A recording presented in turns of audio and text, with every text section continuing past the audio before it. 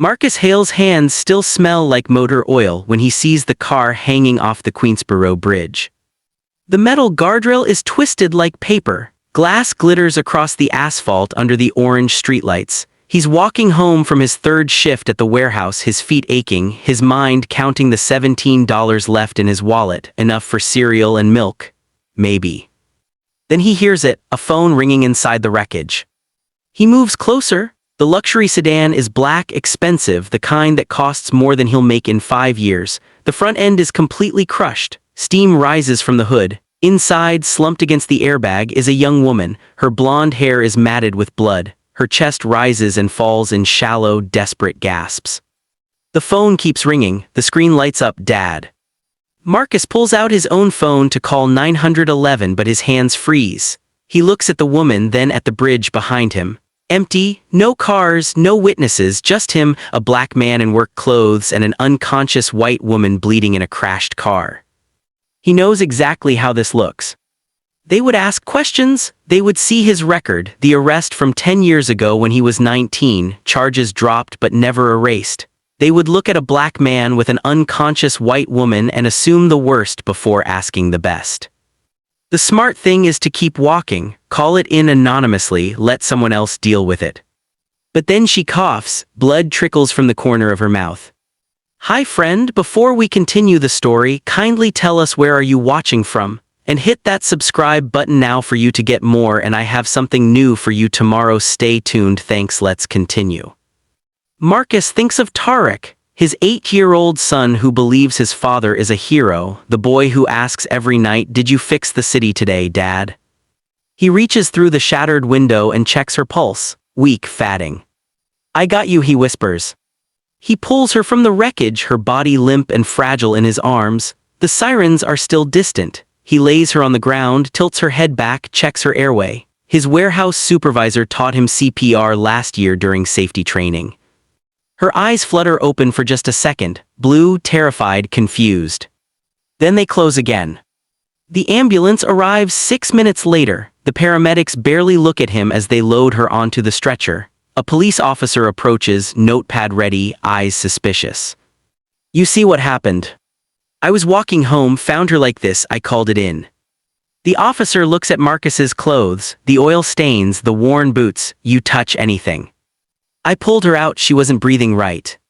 The officer writes something down. Marcus knows that look, he's seen it his whole life. "We'll need a statement, don't leave town."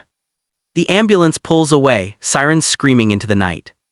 Marcus walks home alone. He doesn't know her name, he doesn't know if she'll survive, he only knows he did the right thing. And in this city, doing the right thing often costs everything. Would you risk your freedom to save a stranger's life? 3 months earlier, Marcus stood in the glass tower of Stratosphere Dynamics holding a cardboard box with his name written in black marker. The security guard wouldn't look at him. The receptionist pretended to be on the phone. 37 floors up in an office that cost more than Marcus's entire apartment building, Gideon Ashcroft sat behind a desk made of imported marble. "This isn't personal, Marcus, it's business." Marcus had stared at the man who built an empire on other people's silence. "You asked me to sign off on faulty software. That bridge monitoring system has flaws. People could die." Gideon smiled, the kind of smile that never reached his eyes. "And you think your conscience is worth more than this company's bottom line?" "I think the truth matters." "Then you're in the wrong industry." The severance check was generous, enough to keep quiet, enough to disappear. Marcus tore it in half and left it on the desk. Now he's walking up 4 flights of stairs because the elevator in his building has been broken for 2 years. Tarek is at the kitchen table, math homework spread out in front of him, pencil tucked behind his ear. "Dad," the boy jumps up, all skinny arms and bright eyes. "Did you fix the city today?" It's their joke, their ritual. Marcus always says yes, even when the answer is no. Tonight he hesitates. "Yeah, buddy, fixed a little piece of it." Tarek grins and goes back to his fractions. Marcus checks the mail, 3 red envelopes, final notices, the rent is overdue, the electricity bill has a cutoff warning, his phone buzzes, another rejection email from a job application. He opens the fridge, half a gallon of milk, 2 eggs, a loaf of bread that's mostly crust. He starts making grilled cheese sandwiches and tells himself tomorrow will be different. But tomorrow brings something worse. Marcus is walking back from his overnight warehouse shift when his phone rings. Unknown number. He almost ignores it, but something makes him answer. "Mr. Hale, this is Bellevue Hospital. You were listed as the emergency contact for a Jane Doe brought in last night from a bridge accident." His stomach drops. "I wasn't her contact, I just found her." "Sir, you signed the financial responsibility form." The words hit him like a punch. "I what?" "When the paramedics arrived, you verbally confirmed you'd take responsibility. Since she had no ID and no insurance information, the hospital needs a guarantor or will have to discharge her within 48 hours. Marcus closes his eyes. He remembers the officer, the questions, the chaos. He remembers saying, "Just save her, I'll figure it out." He didn't know those words were a contract. "How much are we talking about?" The nurse pauses. "So far, $63,000 and she's still in ICU. Marcus has $312 in his bank account. He should hang up, walk away, explain it was a misunderstanding. But then the nurse says something that changes everything. "Mr. Hale, if you don't sign the financial agreement, we have to discharge her tomorrow morning. She's not stable enough. She won't survive." The line goes quiet except for the sound of machines beeping in the background. Marcus thinks of Tarek's question, "Did you fix the city today?" He thinks of the woman's terrified blue eyes. He thinks of the kind of man he wants his son to become. "I'll sign it," he says. The nurse exhales. "Thank you, Mr. Hale. We'll send the paperwork to your address." Marcus hangs up and stares at the bridge ahead of him, the same bridge where he found her. He just signed away money. He doesn't have to save a woman whose name he doesn't know. How do you explain to your son that doing the right thing just destroyed your life? Tarek names her the Sleeping Princess 3 days after Marcus brings her home. The hospital discharged her with a stack of prescriptions Marcus can't afford and a follow-up appointment he'll have to skip work to attend. She's unconscious most of the time, her breathing shallow, her face pale against the pillow on Marcus's bed. He sleeps on the couch. Tarek sleeps on a sleeping bag on the floor, insisting he needs to guard the princess. The apartment is too small for this. 1 bedroom, a kitchen where the stove only has 2 working burners, a bathroom where the shower drips no matter how tight you turn the handle, but it's clean. Marcus makes sure of that. He props her up with pillows, checks her pulse every hour, follows the medication schedule the nurse wrote out in careful handwriting. He's terrified. He has no idea what he's doing, but he can't afford in-home care, and the hospital made it clear she goes home with him or she goes nowhere. Tarek sits beside the bed after school, reading to her from his comic books. This one's about a guy who builds bridges that never fall down. "I'm gonna be an engineer like that. I'm gonna make sure nobody's car ever crashes again." Marcus watches his son's small hands turn the pages, his voice steady and kind. The boy doesn't understand the danger, the debt, the impossibility of what Marcus has done. He just sees someone who needs help. One afternoon, Marcus overhears the nurses from her discharge paperwork talking in low voices by the elevator. He's returning from his shift, still in his warehouse uniform, and they don't notice him standing in the hallway. "Did you see the bruising on her arms?" "Yeah, defensive wounds and the crash. Investigators said the brake lines were cut. Someone tried to kill her." Marcus's blood turns cold. That night he sits in the dark living room staring at the woman in his bed. Who is she? Why would someone want her dead? Her phone, cracked but still working, sits on the nightstand. It's been ringing non-stop for days. Always the same contact, Dad. 42 missed calls. Marcus picks up the phone, his thumb hovering over the answer button.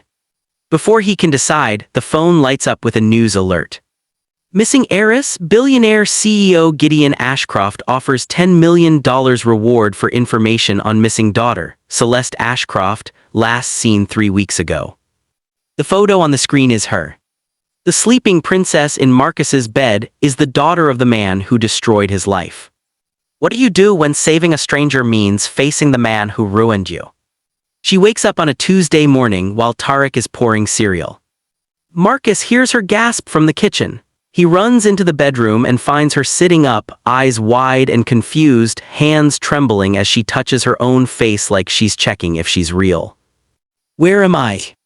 Her voice is hoarse, broken. Marcus holds up his hands, trying to look harmless. "You're safe, you were in an accident, I brought you here because the hospital." "Who are you?" "My name is Marcus, you're in Brooklyn, you've been unconscious for almost a week." She looks around the tiny room, the cracked ceiling, the second-hand furniture, the superhero posters Tarek stuck on the walls. This is not the world she knows. I can't remember." Her breathing quickens, panic sets in. Tarek appears in the doorway holding his bowl of cereal, eyes bright with excitement. "You're awake? I told Dad you'd wake up. I'm Tarek, we've been taking care of you." She stares at the boy, and something in her face softens. Marcus steps closer. "Do you remember your name?" She closes her eyes. Fragments, flashes, a marble hallway, a man's voice telling her love is a transaction, the smell of expensive perfume, the feeling of running. "Celeste," she whispers, "my name is Celeste." Marcus's heart sinks. He already knew, but hearing her say it makes it real. Tarek grins. "Cool name, I've been calling you Sleeping Princess." She almost smiles, almost. Then her eyes land on the TV in the corner of the room. It's on morning news playing on mute, and there, filling the screen, is her face. Breaking, search intensifies for missing Celeste Ashcroft, daughter of tech billionaire Gideon Ashcroft. Authorities urge anyone with information to come forward. $10 million reward offered. She stares at the screen, at her own face, at the ticker scrolling beneath, family desperate for answers. "That's you," Tarek says, pointing at the TV with his spoon. "You're famous." Celeste turns to Marcus, her eyes filling with something between fear and recognition. "You know who I am." Marcus nods slowly. "And you still helped me." "I didn't know when I found you, I just knew you needed help." She looks at him for a long time, studying him, trying to understand why a stranger would destroy his life for hers. Then she whispers the words that break the fragile peace in the room. "My father is Gideon Ashcroft." Marcus's jaw tightens. Tarek doesn't notice the shift, but Celeste does. She sees the flash of recognition, the anger, the history. "You know him," she says quietly. Marcus doesn't answer, he doesn't need to. The man who fired him for telling the truth is the same man offering $10 million to find the woman currently sitting in Marcus's bed. How do you tell someone you saved them from the same man who destroyed you? Marcus stands in the kitchen, gripping the counter so hard his knuckles turn white. Celeste is in the other room with Tarek, flipping through the comic books, her hands still shaking. She remembers pieces now, the argument with her father, the engagement he arranged without asking her, the way he spoke to her like she was a stock portfolio, not a daughter. She remembers running. She doesn't remember the crash. Marcus pulls out his phone and searches for Gideon Ashcroft's name. The articles flood the screen. Tech titan Gideon Ashcroft expands empire. Stratosphere Dynamics reports record profits. Billionaire CEO pledges $10 million reward for missing daughter. There's a photo from 5 years ago, Gideon shaking hands with the mayor. Marcus recognizes the conference room in the background. He used to work in that building. He used to believe in that company. Until Gideon asked him to lie. Marcus refused to sign off on faulty bridge monitoring software that could fail, software that could kill people. Gideon called it acceptable risk. Marcus called it murder. 3 days later, Marcus was fired. No severance, no explanation, just a security guard escorting him out with a cardboard box and a reputation that followed him to every job interview after. Now Gideon's daughter is asleep in Marcus's bed, and the man who destroyed his career is offering enough money to change Marcus's life forever. Celeste walks into the kitchen barefoot, wearing one of Marcus's old t-shirts that hangs to her knees. "I heard you on the phone earlier, you called me Jane Doe. You didn't have ID, I didn't know who you were. And now that you do." Marcus turns to face her. "Now I know your father is the reason I lost everything." Her face goes pale. "What?" "I used to work for Stratosphere Dynamics. Your father fired me because I wouldn't help him cover up a safety flaw. I've been blacklisted ever since. Can't get a real job, can't pay my rent, can't give my son the life he deserves. Celeste's eyes fill with tears. I'm so sorry, I didn't know. Of course you didn't, people like you never do. The words come out harsher than he means. Tarek appears in the doorway, sensing the tension. Dad. Marcus takes a breath. It's okay, buddy, go finish your homework. Tarek hesitates, then leaves. Celeste wipes her eyes. If you hate my father so much, why did you save me? Because you're not him. But I'm his daughter, I benefit from everything he's done. Every dollar I've ever spent came from people like you. Marcus doesn't have an answer for that. Celeste sinks into the chair at the tiny kitchen table. Would you still have saved me if you knew who I was?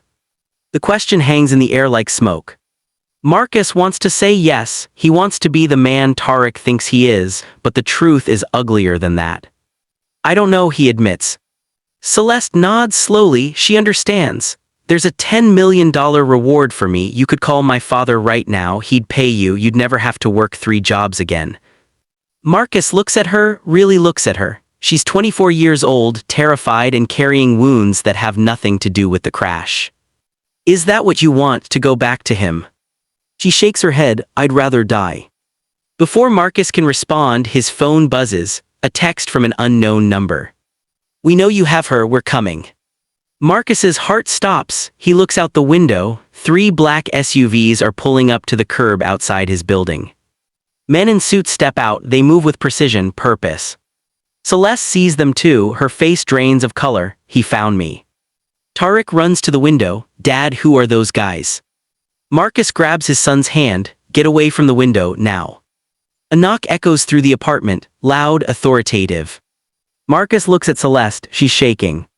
He has 2 choices, open the door and hand her over, or fight the most powerful man in New York. What do you choose when both options destroy you? The knock comes again, harder this time. Marcus moves to the door but doesn't open it. Through the peephole he sees 3 men in dark suits, expensive watches, earpieces, the kind of security that costs more per hour than Marcus makes in a week. Mr. Hale, we know you're in there, we just want to talk.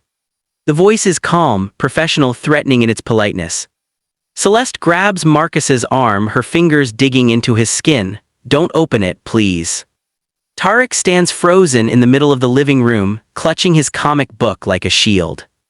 Marcus takes a breath and cracks the door open, keeping the chain lock engaged. Can I help you? The lead security agent is tall, granite-faced, with eyes that have seen too much and felt too little. My name is Vincent Kaur, I work for Gideon Ashcroft. We have reason to believe his daughter is in this apartment. I don't know what you're talking about. Vincent smiles, it doesn't reach his eyes. Mr. Hale, we're not here to cause trouble. Mr. Ashcroft just wants his daughter home safely. There's a very generous reward. I said I don't know what you're talking about. Vincent's smile fades. We can do this the easy way or the hard way, your choice. Marcus feels his pulse hammering in his neck. He's one man, no weapons, no money, no power, just a father trying to protect a stranger and his son. The easy way, Vincent continues, is you open the door, we collect Miss Ashcroft, and you receive $10 million. The hard way involves police allegations and a very public investigation into why you're harboring a missing person. Celeste steps into view behind Marcus. Her voice is steady but her hands shake. I'm not going anywhere. Vincent's expression shifts, relief mixed with calculation. Miss Ashcroft, your father has been worried sick, he just wants you home. My father wants control, there's a difference. Ma'am, with all due respect, you've been through a traumatic accident, you're not thinking clearly, let us take you somewhere safe. I am somewhere safe. Vincent's jaw tightens, he pulls out his phone and dials. After 2 rings he speaks. Sir, I've located her, she's refusing to leave voluntarily. He listens, nods, then he holds the phone toward Celeste. Your father would like to speak with you. Celeste stares at the phone like it's a live grenade. Slowly she takes it. Celeste, Gideon's voice fills the silence, cold and controlled even through the speaker. You've caused quite a scene, it's time to come home. I'm not coming back. You're being irrational, you've been staying with a stranger, a man with a criminal record no less. Do you have any idea how this looks? Marcus's stomach twists. Of course Gideon already ran a background check. Celeste's voice hardens. A criminal record from when he was 19, charges that were dropped, but you wouldn't care about the truth, would you, Dad? You only care about how things look. I care about your safety. You care about your image. I was dying in a hospital and you would have let them discharge me because you didn't want the publicity. Gideon's silence is heavy, calculated. Then his voice drops to something colder. Put Marcus on the phone. Celeste hands the phone to Marcus. He takes it, his hand steady even though his heart is racing. Mr. Hale, Gideon's voice is a scalpel. I don't know what game you're playing, but it ends now. I'm offering you $10 million, that's generational wealth. Your son would never have to struggle again. Marcus looks at Tarek. The boy is watching him with wide, trusting eyes. I'm not interested in your money. Gideon laughs. It's an ugly sound. Everyone is interested in my money, that's how the world works. You're a nobody, Marcus, a failed engineer working warehouse shifts. You think playing hero makes you special? I think letting your daughter almost die makes you a monster. The line goes quiet. When Gideon speaks again, his voice is ice. You have no idea who you're dealing with. Yeah, I do. I used to work for you, remember? You fired me for refusing to falsify safety reports, so I know exactly who you are.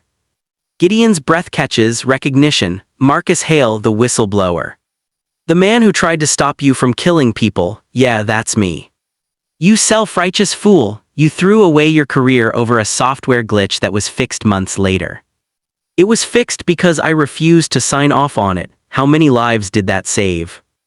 Gideon's voice turns to steel. My men are outside your building. You can hand over my daughter, take the money and walk away, or I make one phone call and your life becomes a legal nightmare. Child services, housing violations, tax audits, I will bury you. Marcus looks at Celeste. She's crying now, silent tears streaming down her face. He thinks of Tarek, of the life he could give him with $10 million. Then he thinks of the man he wants his son to become. Go ahead and try, Marcus says. He hangs up. Vincent's phone buzzes immediately. He reads the message and his expression turns grim. He looks at Marcus through the gap in the door. Mr. Ashcroft has instructed us to wait. He'll handle this personally. He's on his way. The men don't leave. They stand in the hallway like statues. Marcus closes the door and locks it, all three locks, as if that will stop what's coming. Celeste is shaking. I'm so sorry, I never should have. Don't, Marcus says, this isn't your fault. Tarek walks over to Celeste and takes her hand. Don't worry, my dad fixes things, he'll fix this too. Marcus wishes he had his son's faith. Outside, the black SUVs wait. Inside, a billionaire's daughter hides in a Brooklyn apartment with a man who has nothing left to lose. And somewhere across the city, Gideon Ashcroft is coming to reclaim what he believes he owns. Can you stand against a man who controls everything when all you have is the truth? Gideon Ashcroft arrives 90 minutes later in a car that costs more than Marcus's entire building. Marcus watches from the window as the billionaire steps out onto the cracked sidewalk, his Italian shoes touching concrete that's seen more suffering than Gideon will ever understand. He's flanked by lawyers and security, a moving fortress of power and privilege. The knock is different this time, not aggressive, almost polite. Marcus opens the door, no chain this time. He wants Gideon to see him standing tall. They lock eyes, two men who destroyed each other in different ways. Gideon speaks first, "May I come in?" Marcus steps aside. Gideon enters and the apartment seems to shrink around him. He looks at the peeling wallpaper, the second-hand furniture, the toy cars scattered on the floor. He sees poverty like it's a museum exhibit. Celeste stands in the doorway to the bedroom. Father and daughter stare at each other across an impossible distance. Celeste, Gideon's voice softens, but it's a performance. You look terrible. That's what happens when someone cuts your brake lines. Gideon's face doesn't change. That's a serious accusation. The police found evidence, or did your lawyers make that disappear too? The room goes silent. Tarek sits on the couch, watching like he's witnessing a movie he doesn't fully understand. Gideon turns to Marcus. I'd like to speak with my daughter privately. No, Celeste says, anything you have to say you can say in front of Marcus. Gideon's jaw tightens. He's not used to being told no. Fine, Celeste, you're coming home. This little rebellion ends now. It's not a rebellion, it's a choice. You don't get to make choices, not when they endanger the family reputation. There it is, Celeste laughs bitterly. Not I'm glad you're alive, not I was worried about you, just reputation. Gideon's mask slips for just a second. Beneath it is something raw and damaged. Everything I've built is for you, the company, the legacy. When I'm gone, you'll inherit an empire. I don't want your empire, I want a father's. I am your father's.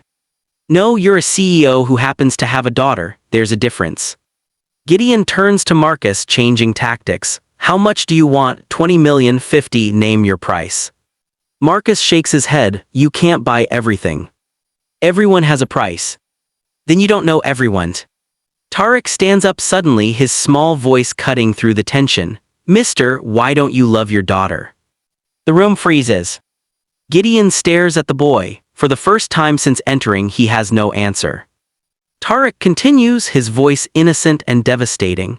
My dad works 3 jobs and he's always tired, but he still reads to me every night. He still asks about my day. He still says he loves me. You're rich. You don't have to work that hard, so why don't you love her? Celeste covers her mouth, tears streaming down her face. Marcus puts a hand on Tarek's shoulder. Buddy, that's not. It's okay, Gideon says quietly. He looks at his daughter, really looks at her. Is that what you think, that I don't love you? I think you love the idea of me, the perfect daughter who does what she's told, who marries who you choose, who never questions you. I wanted to protect you. From what life choices myself? Gideon's phone buzzes, he ignores it, it buzzes again and again. Finally he looks at it, his face goes pale. What is it? Celeste asks. Gideon shows her the screen. It's a news alert. Breaking, whistleblower documents reveal Stratosphere Dynamics covered up fatal software flaws. Former employee Marcus Hale's safety reports vindicated. Federal investigation launched. Marcus's heart stops. He didn't leak anything. He's been too busy surviving. Gideon looks at him with something close to respect. You didn't do this. No. Then who? Celeste steps forward. I did. Both men turn to her. She pulls out her phone. I still have access to the company's servers. My credentials were never revoked. I found your files, Dad, all of them. The safety reports Marcus filed, the emails where you ordered them buried, the projections showing you knew the software could fail and people could die. Gideon's face goes white. Celeste, do you have any idea what you've done? I did what you should have done. I told the truth. You've destroyed the company, destroyed me. No, you destroyed yourself. Gideon sinks into the nearest chair, for the first time. He looks small, breakable, human. His security team is calling, his lawyers are calling, the board of directors is calling. He ignores them all. He looks at Marcus. You were right about the software, about everything. Marcus doesn't feel victorious, he just feels tired. Gideon stands slowly, he looks at his daughter one more time. I don't know how to fix this. Start by leaving, Celeste says quietly, and figure out who you want to be when the money and power are gone. Gideon nods, he walks to the door then stops. Marcus. Yes. Take care of her, you're better at it than I ever was. He leaves, the security team follows, the lawyers follow, the empire crumbles in real time. Celeste collapses onto the couch, sobbing. Tarek sits beside her and pats her hand awkwardly. Marcus stands at the window and watches the black cars drive away. Outside, the media is already gathering. News vans, cameras, reporters shouting questions. Marcus's phone rings. It's a number he doesn't recognize. Mr. Hale, this is Rebecca Ortiz from the FBI. We'd like to speak with you about your safety reports from Stratosphere Dynamics. Your testimony could be critical to our investigation. Marcus looks at Celeste, at Tarek, at the life that just became infinitely more complicated. I'll cooperate, he says, but I have conditions. What happens when the truth finally wins, but the cost is still too high to measure? Marcus walks through the glass doors of Stratosphere Dynamics 6 weeks later wearing a suit Celeste insisted on buying him. The lobby is different now, half empty. Security guards who used to ignore him now nod respectfully. Employees whisper as he passes. Some look grateful, some look angry, most just look scared. The federal investigation dismantled Gideon's empire piece by piece. Board members resigned. Stock prices collapsed. Criminal charges are pending. The man who once controlled a trillion-dollar company now spends his days in legal depositions. Marcus takes the elevator to the 37th floor. The doors open and he's met by a woman in her 50s with steel gray hair and sharp eyes. "Mr. Hale, I'm Patricia Vance, interim CEO, thank you for coming." She leads him to a conference room, the same room where Gideon fired him. "The board would like to offer you your position back," Patricia says. "Senior safety engineer, double your previous salary, full benefits, company car." Marcus looks out the window at the city below. "I don't want my old job." Patricia blinks. "I'm sorry. I want something different. I want oversight authority. I want the power to shut down any project that puts people at risk. I want transparency built into every contract. And I want a scholarship fund, full-ride engineering degrees for 50 kids a year from low-income families, named after my son." Patricia stares at him, then she smiles. "You're not here to rebuild your career, you're here to rebuild the company. I'm here to make sure what happened to me never happens to anyone else. The board won't like this. Then find a new board." Patricia laughs. "I think I'm going to enjoy working with you, Mr. Hale." They shake hands. Marcus leaves the building and finds Celeste waiting outside. She's thinner than she was, but stronger. Therapy 3 times a week. No contact with her father except through lawyers. A small apartment in Brooklyn she shares with a roommate who doesn't care about her last name. "How'd it go?" she asks. "I think I just reinvented corporate accountability." She grins. "That's very on brand for you." They walk together toward the subway. Tourists rush past. Delivery bikes weave through traffic. The city moves like it always does, indifferent to individual struggles and quiet victories. "My father's lawyers called," Celeste says. "He wants to meet, just the two of us, no lawyers, no security, just a conversation." "You going to do it?" "I don't know, part of me wants to, part of me is terrified." "He's still your father." "Is he, or is he just the man who raised me wrong?" Marcus doesn't have an answer for that. His phone buzzes, a message from Tarek's school. "Your son has been selected for the citywide engineering competition. Congratulations." Marcus smiles. That kid is going to build bridges that never fall. They reach the subway entrance. Celeste hugs him. "Thank you for everything. You saved yourself, I just gave you a place to do it. You gave me more than that, you showed me what integrity looks like." She disappears into the crowd. Marcus rides the train home. The apartment is still small. The rent is still overdue, though the first paycheck from his new job will fix that. The elevator is still broken. But when he opens the door, Tarek runs to him, grinning ear to ear. "Dad, I got into the competition. They said I'm one of the youngest kids ever selected." Marcus picks him up and spins him around, even though the boy is getting too big for that. "I'm so proud of you, buddy. Did you fix the city today?" Marcus sets him down and looks into his son's eyes. "Yeah, I think I did." That night, after Tarek is asleep, Marcus stands at the window looking at the bridge lights in the distance. He thinks about the night he found Celeste, the choice that cost him everything and gave him something worth more. Character isn't built in boardrooms or bank accounts. It's built in the small moments when nobody's watching and doing the right thing costs more than you can afford. But you do it anyway. Because that's what heroes do. And heroes don't need capes, sometimes they just need a son who believes in them. When doing the right thing destroys your life, how do you measure success? The check arrives on a Thursday morning.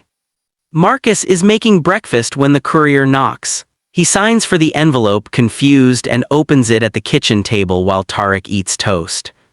Inside is a cashier's check for $10 million. Marcus stares at it like it's written in a language he doesn't speak. There's a note attached in Gideon's handwriting. "You earned this, not for returning my daughter, for being the man I should have been. Use it to build something better than I did. G.A." Marcus sits down slowly, his hands are shaking. Tarek looks up from his toast. "What is it, Dad?" "It's a lot of money. Like enough for new shoes money." Marcus laughs, it comes out half sob. Yeah, buddy, enough for new shoes. He calls Celeste, she answers on the first ring. Did you know about this? He told me he was doing something, he wouldn't say what. Celeste, I can't accept this. Why not? You saved my life, you lost your job because of him, you took care of me when I had nothing. If anyone deserves it, you do. Marcus looks at the check, $10 million. He could quit all 3 jobs, send Tarek to the best schools, buy a house, never worry about rent or food or broken elevators again. But something about it feels wrong. I didn't do it for money, he says. I know, that's exactly why you should take it. Marcus hangs up and stares at the check for a long time. Then he makes a call to Patricia Vance. I want to make a donation, he says, $10 million to the scholarship fund we discussed, the Tarek Hale Engineering Scholarship, full ride, 50 kids a year, forever. Patricia is quiet, then, Marcus, that's your money, you could change your life. I am changing my life, just not the way people expect. The fund is established by the end of the week. News outlets pick up the story. Whistleblower donates entire reward to education fund. Marcus does one interview, just one, a local reporter who meets him at a coffee shop in Brooklyn. Why give it all away, she asks. Marcus thinks about Tarek, about the boy reading comic books to a dying stranger, about integrity being the thing you do when nobody's watching. Because my son is watching, he says, and I want him to know that doing the right thing isn't about the reward, it's about the choice. The interview goes viral, not because it's dramatic, because it's real. People share it, comment on it, argue about it. Some call him a fool, some call him a saint. Marcus doesn't care about either label. He just knows that when Tarek grows up and asks, "Did you fix the city today?" Marcus will be able to say yes. And mean it. That weekend, Celeste comes over for dinner. She brings groceries, too many groceries, the kind of overcompensating rich people do when they're trying to be normal. They cook together, spaghetti and meatballs, garlic bread. Tarek sets the table with mismatched plates and forks that don't all match. It's messy and imperfect, and nothing like the world Celeste came from. It's perfect. After dinner, Celeste pulls out an envelope. I have something for you too. Marcus opens it. Inside is a letter from Gideon. I don't need to read this. You do, trust me. Marcus unfolds the letter. Gideon's handwriting is shaky, uncertain.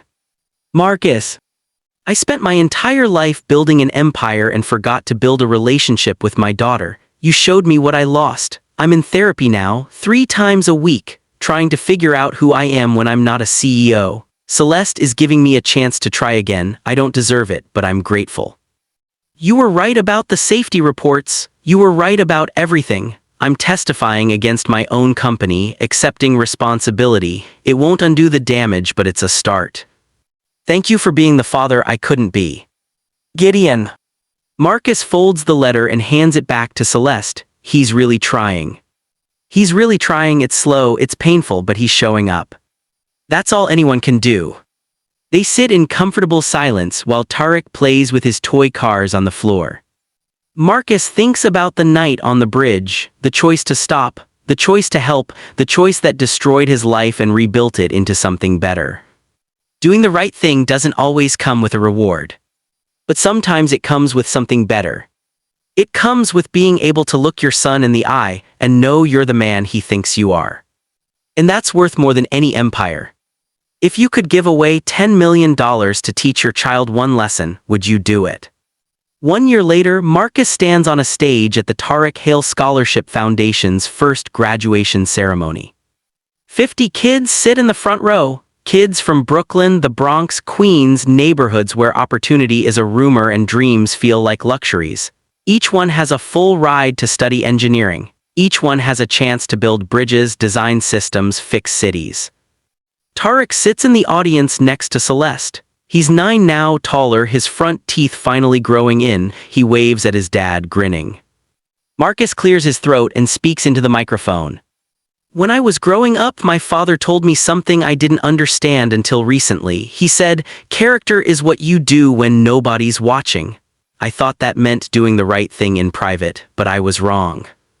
He looks at the students, their faces bright with hope and hunger. Character is what you do when everyone is watching and the cost is too high and the reward doesn't exist. It's choosing truth over comfort. It's choosing people over profit. It's choosing to stop on a bridge in the middle of the night and help a stranger even when it destroys everything you've built. His voice catches, he takes a breath. You 50 students represent something bigger than degrees or careers. You represent the idea that the world can be better if we build it better, that bridges don't have to fall, that systems don't have to fail, that people don't have to be sacrificed for someone else's empire. The students stand and applaud, the room erupts. Marcus steps off the stage and walks to where Celeste and Tarek are sitting. Celeste hugs him. She's working now not for her father's company but for a nonprofit that provides legal aid to low-income families. She's rebuilding herself one case at a time. Your dad would be proud, Marcus says. He's trying. We had dinner last week. He asked about my work, actually listened. It's weird and awkward, but it's real. That's all you can ask for. Tarek tugs on Marcus's sleeve. Dad, did you fix the city today? Marcus crouches down to his son's level. I think we're getting there, buddy. When I grow up, I'm gonna build a bridge so strong it never breaks, and I'm gonna name it after you. Marcus's throat tightens. You don't have to do that. I want to, because you're the best engineer in the whole world. Marcus pulls his son into a hug and doesn't let go for a long time. Later that night, after the ceremony, after the speeches and photographs and congratulations, Marcus walks alone through the Brooklyn streets. He passes the spot where he found Celeste. The bridge has been repaired, new guardrails, better lighting, safer. He thinks about the man he was a year ago, broke, fired, desperate, a single father counting pennies and teaching his son to dream anyway. He's still a single father, still working hard, still living in Brooklyn. But now he's building something that will outlast him. 50 kids a year, every year, forever. That's 500 kids in 10 years, 5,000 in a century. Engineers, builders, fixers, people who will design systems that don't fail and build bridges that don't fall and refuse to falsify reports when powerful men demand it. Marcus's phone buzzes, a message from Gideon. Watched the ceremony online. You're changing the world. Thank you for showing me it's never too late to try. Dinner next month. Celeste says you make a mean spaghetti. Gee. Marcus smiles and types back. Dinner sounds good. Bring garlic bread.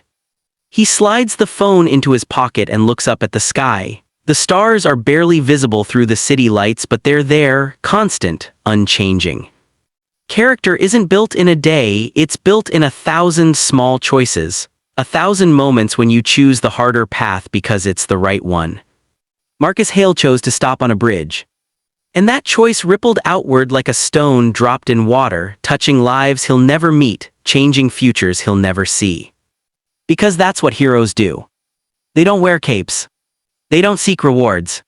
They just show up, do the work, and teach their sons that fixing the city isn't about grand gestures. It's about stopping when everyone else keeps walking.